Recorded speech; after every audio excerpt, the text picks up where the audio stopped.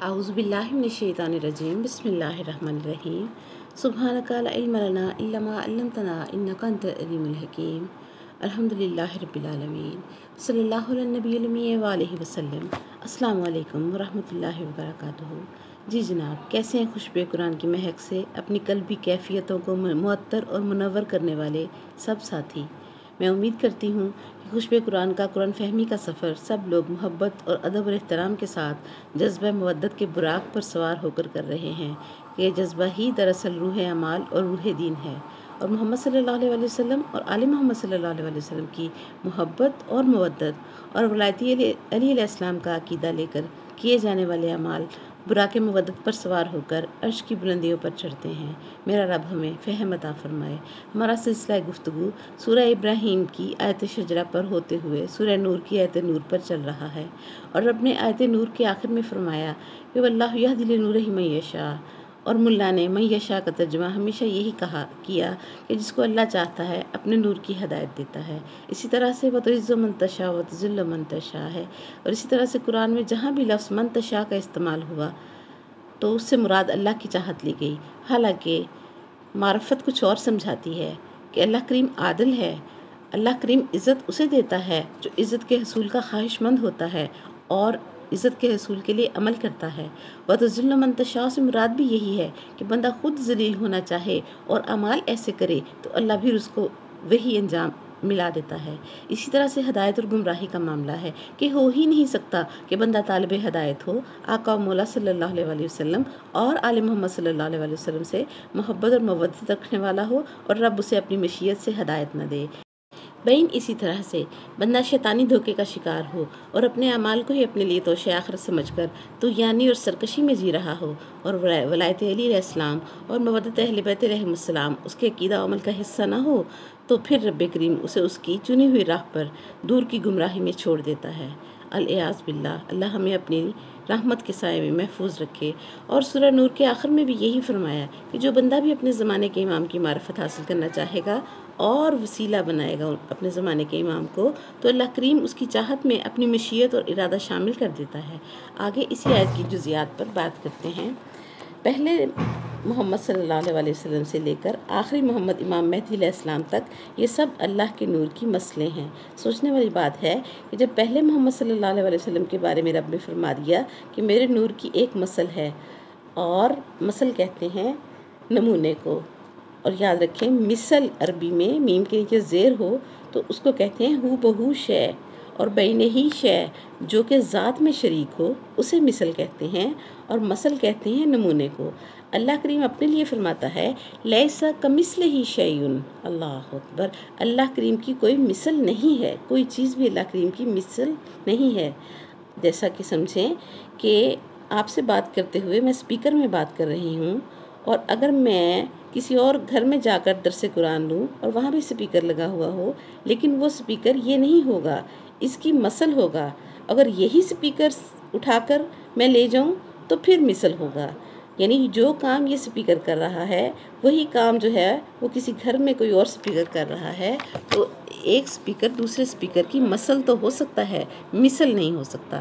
یاد رکھیں، بچہ بھی فرق سمجھ لے مثل میں اور مثل میں۔ مثل ہو بہو ذات میں شریک کو کہا جاتا ہے، اور مثل نمونہ کو کہا جاتا ہے، اور ہمارا رسول صلی اللہ علیہ وسلم کو اللہ کریم نے اپنے نور کا نمونہ قرار دیا ہے، اللہ کے نور کی مثل ہے۔ اور جاہل ملا کو اس بات کی سمجھ ہی نہیں آتی کہ جو نبی صلی اللہ علیہ وسلم کو اپنے جیسا کہتا ہے وہ بے عقل اللہ کریم کو اپنے جیسا کہتا ہے۔ مثال سمجھیں کہ کسی نے افطاری کروانی ہے اور اس کو 50 من کھجور چاہیے، اور اس نے منڈی میں فون کیا کہ کھجور کا تاجر اچھی نسل کی کھجور بھیج دے، تو کھجور کے تاجر نے اس کو 5 یا 4 قسم کے نمونے کھجوروں کے بھیج دیے کہ جو پسند ہیں وہ بتا دیں۔ اب اس نے جس نمونے کو ناپسند کیا یا مسترد کیا، اس نے صرف نمونے کو مسترد نہیں کیا بلکہ اس نمونے کی جتنی کھجور اس کے گودام میں ہے اس نے اسے مسترد کر دیا، اور جو نمونہ اس کو پسند آیا اس نے صرف نمونے کو ہی پسند نہیں کیا بلکہ اس نے جس جز کو پسند کیا اس کی کل کھجور اس نے پسند کر لی۔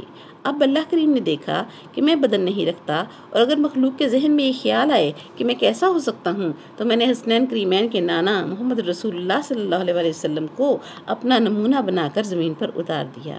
اب مولوی نے میرے رسول صلی اللہ علیہ وسلم کو تو بشر نہیں کہا، بلکہ مولوی اللہ کریم کو بشر کہہ رہا ہے اور ایمان سے نکل رہا ہے۔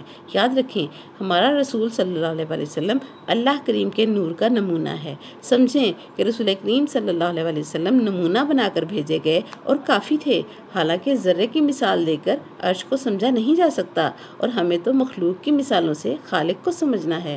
اپنا ادراک وسیع کریں اور سمجھیں کہ جس پر لفظ نور بولا جائے، چاہے وہ نور حقیقی ہو یا بندوں کا تخلیق کیا ہوا نور یعنی بلب کی صورت میں ہو، وہ مظہر ہوتا ہے۔ اللہ اکبر! بلب نور کا مظہر ہوتا ہے۔ 25 واٹ کا بلب بھی مظہر ہوتا ہے اور 500 واٹ کا بلب بھی مظہر ہوتا ہے، لیکن یاد رکھیں نور میں کمی نہیں ہے، نور محو سفر ہے۔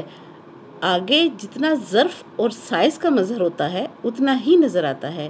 اس نور کو عالم اظہار تک لانے کے لیے کتنا کچھ کرنا پڑتا ہے کہ یہ روشنی یا بلب کی لائٹ آپ سب سمجھتے ہیں کہ پانی کی ضربت سے وجود میں آتی ہے، اور پانی خود دو پودوں کا مجموعہ ہے، آکسیجن اور ہائیڈروجن، اور جب پانی بلندی سے گرتا ہے تو اس سے بجلی بنتی ہے، اور یہ قدرتی طور پر ہوتا ہے۔ جب آپ نے اس پانی سے بجلی کو بنا لیا اور لے کر تاروں میں بند کر دیا، اور دنیا کے تمام انجینئر سے پوچھیں کہ کیا بجلی کسی ایک تار میں کام کر سکتی ہے؟ ایک تار میں قید ہو سکتی ہے؟ نہیں ہو سکتی۔ ایک تار سے نور پیدا ہو ہی نہیں سکتا۔ 2 تاروں سے کام چلے گا، ایک پازیٹیو ہوگی اور ایک نیگیٹو تار ہوگی، ایک ٹھنڈا تار ہوگا اور ایک گرم تار ہوتی ہے، اور یاد رکھیں گرم تار کے بغیر بلب میں روشنی ہو ہی نہیں سکتی۔ گرم تار نہ ہو تو نور تجلی کی منزل پر آ ہی نہیں سکتا۔ تجلی پیدا ہی تب ہوتی ہے جب گرم تار ہو۔ بس مثال سمجھ لیں، پاور ہاؤس کا نام ذات الہی ہے، اور جب اللہ کریم نے اس نور کو عالم تجلی میں پھینکنا چاہا تو اس کریم رب نے 2 تار بنائے۔ ٹھنڈے تار کا نام محمد رسول اللہ صلی اللہ علیہ وسلم اور گرم تار کا نام مولا علی علیہ السلام ہے۔ اگر یہ دونوں تار نہ ہوں تو نہ نور سے فائدہ لیا جا سکے اور نہ ہی نور کو اظہار ملے۔ اظہار کا مرحلہ نہیں پا سکتا نور دونوں تاروں کے بغیر۔ اگر بات سمجھ آ گئی ہو تو آگے بڑھتے ہیں کہ نور اور بشریت کیا ہے۔ جہاں بڑے بڑے چکر کھا رہے ہیں، آپ سمجھ لیں گے، آپ یہ جان لیں گے کہ ہم جہاں رہتے ہیں یہ عالم ناسوت ہے، اور اس کے بعد ہوا ہے، فضا ہے، خلا ہے، پھر کرے شروع ہوتے ہیں، کرہ آب ہے پہلے، پھر کرہ نار ہے، اور پھر کرہ نور ہے۔ عام بندے کا کام ہی نہیں وہاں تک جانا۔ کیوں؟ آئیں دنیا کی بجلی سے ہی سمجھ لیں کہ کسی بندے نے بجلی کی تار کو چھیڑا، چیخ ماری اور گر پڑا۔ ان پڑھ بندہ، جاہل بندہ بھی سمجھ لے گا کہ زمین کو چھو گیا اور ارتھ ہو گیا اور کرنٹ لگ گیا، اس لیے چیخ بھی ماری اور بے ہوش ہو کر گر بھی پڑا۔ عالم کثافت سے ہمارے بدن کا کوئی سا بھی حصہ چھو جائے تو ہم نور کی تپش کو برداشت نہیں کر سکتے۔ تو شب معراج جو نور کے کروڑوں کرے چیر کر او ادنا کی منزل پر جا رہا ہے، وہ مولوی کو بشر سمجھ آتا ہے۔ جہاں نور بے لباس ہو، اس کی تباہ کاریاں اور ضربت فنا مخلوق برداشت کر ہی نہیں سکتی۔ موسیٰ علیہ السلام نے کہا تھا، ربی آرینی، کہ اے نور خدا بے لباس میرے سامنے آ، تو اللہ کریم نے فرمایا تھا لن ترانی، تو ہرگز مجھے یا میرے نور کو بے لباس نہیں دیکھ سکتا۔ ہاں اگر تیری ضد ہے تو وَلَكِنِ انظُرْ إِلَى الْجَبَلِ إِنِ اسْتَقَرَّ مَكَانَهُ فَسَوْفَ تَرَانِي۔ سبحان اللہ! تو اس پہاڑ پر نظریں جمائے رکھ، اگر پہاڑ اپنی جگہ پر کھڑا رہا، قائم رہا، تو پھر مجھے دیکھ لو گے۔ اللہ اکبر! اب ایک تجلی چمکی۔ اللہ کو دیکھنے کے لیے تو شرط تھی کہ اگر پہاڑ اپنی جگہ پر قائم رہا، اب پہاڑ کے فنا ہونے تک اللہ نہیں ہوگا۔ اب نور چمکا اور نتیجہ کیا نکلا؟ پہاڑ سرما ہو گیا، قوم جل کر مر گئی اور موسیٰ علیہ السلام بے ہوش ہو گئے، اور موسیٰ علیہ السلام بھی جل جاتے، لیکن جلنے سے اس لیے بچ گئے کہ جنت کے ایک درخت کی لکڑی ہاتھ میں تھی۔ بے لباس تجلی نے سب کچھ راکھ کر دیا تھا، اور موسیٰ علیہ السلام کے ہاتھ میں عصا تھا، شجرہ فردوس کی لکڑی تھی، اس لیے بے ہوش ہو کر گر پڑے اور جلنے سے بچ گئے۔ یہ تو قرآن نے واضح کر دیا کہ جو نور چمکا تھا وہ اللہ کریم کا تھا ہی نہیں۔ اللہ کریم تب نظر آتا اگر پہاڑ سرما نہ بنتا۔ پہاڑ تو سرما بن گیا، اب پہاڑ کو سرما بنایا کس نے؟ اللہ اکبر! قرآن کے وارث گھرانے سے جب پوچھا گیا کہ یہ کس کا نور تھا کہ پہاڑ جو ہے وہ سرما بن گیا۔ تو امام جعفر صادق علیہ السلام نے فرمایا کہ عرش کے پچھلی طرف ایک قوم رہتی ہے جو کہ کروبیین فرشتے کہلاتے ہیں، وہ محمد صلی اللہ علیہ وآلہ وسلم اور آل محمد صلی اللہ علیہ وآلہ وسلم کے حبدار ہیں، محبت کرنے والے ہیں۔ اللہ اکبر! اللہ کریم نے ان کروبیین میں سے ایک ہمارے محبت کرنے والے ملکہ کروبی سے کہا کہ اپنے چہرے سے نقاب ہٹا دو کہ موسیٰ علیہ السلام ضد پر آ گئے ہیں، اور حکم الہی کی تکمیل میں ایک محمد صلی اللہ علیہ وآلہ وسلم اور آل محمد صلی اللہ علیہ وآلہ وسلم کے حبدار ملکہ کروبی نے پردہ ہٹا دیا اور پہاڑ سرما کر دیا، اور قوم جل کر راکھ ہو گئی، اور موسیٰ علیہ السلام بے ہوش ہو کر گر پڑے۔ سوچو، سمجھو اور ملا سے پوچھو کہ جس محمد صلی اللہ علیہ وآلہ وسلم اور آل محمد صلی اللہ علیہ وآلہ وسلم کے حبدار کے چہرے کی ایک جھلک کو نبی موسیٰ علیہ السلام برداشت نہ کر سکے، وہ خاندان تمہاری سمجھ میں آ سکتا ہے کہ یہ کیا ہے؟ یہ چونکہ اس اللہ کا نمونہ ہے، اسی لیے اللہ کریم نے کہلوا دیا کہ میرے محبوب صلی اللہ علیہ وآلہ وسلم اپنے صحابہ کرام کو بتا دو، انا و علی من نور واحد۔ اسی لیے دونوں تاروں کی طرح ان دونوں کی ضرورت تھی کہ پہلے نمونے تک اگر بات رہتی تو بات اللہ کریم کے نور کے جلووں تک نہ پہنچتی۔ اسی لیے قرآن پاک نے نبی صلی اللہ علیہ وآلہ وسلم کو سورج اور علی مولا علیہ السلام کو چاند فرمایا ہے کہ سورج کو براہ راست نہیں دیکھا جا سکتا، اگر کوئی براہ راست دیکھنے کی کوشش کرے تو بینائی ضائع ہونے کا خطرہ ہے، اور چاند کو اللہ کریم نے بنایا ہی اس لیے ہے کہ چاند سورج سے نور لے اور جتنی بندوں کی برداشت ہو بندوں کو دے کر باقی نور خود میں روک لے۔ نبی صلی اللہ علیہ وآلہ وسلم کو صرف بشریت کے لیے حجت خدا نہیں سمجھنا چاہیے، اور نبی صلی اللہ علیہ وآلہ وسلم کے لیے قرآن پاک نے فرمایا تبارک الذی نزل الفرقان علی عبدہ لیکون للعالمین نذیرا۔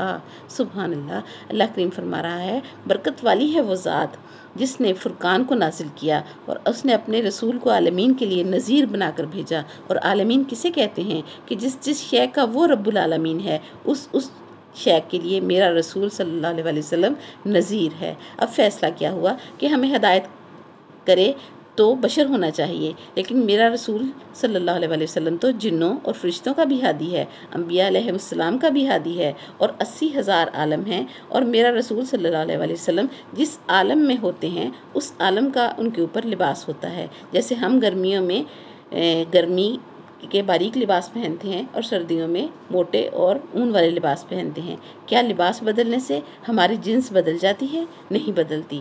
بس سمجھ لیں رسول خدا صلی اللہ علیہ وآلہ وسلم کے لیے بھی یہی ہے، یہ جس عالم کو چھوڑ دیں وہی لباس نور بدل لیتے ہیں، کہ عالم قرب خدا میں نہ جسم ہے، نہ بدن ہے، نہ بصارت ہے، نہ شے ہے، کچھ بھی نہیں ہے، بس سبحان ہے، قدوس ہے۔ جب میرا رسول پاک صلی اللہ علیہ وآلہ وسلم وہاں تھا تو کیسا تھا کہ اللہ کے نور کا نمونہ بھی جو ہے وہ نور کے کل جیسا ہوگا، یہ آپ پہلی مثال میں سمجھ چکے ہیں۔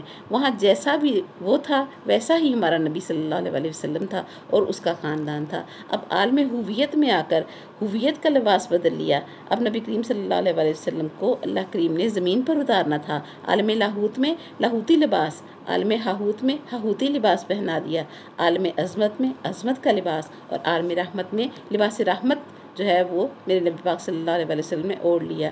آپ جس عالم سے گزرتے رہے وہاں کا لباس اوڑھتے رہے، اور جب زمین پر اترے تو 80,000 لباس میرے نبی صلی اللہ علیہ وآلہ وسلم کے بدن پر 80,000 پردوں کی صورت میں تھا۔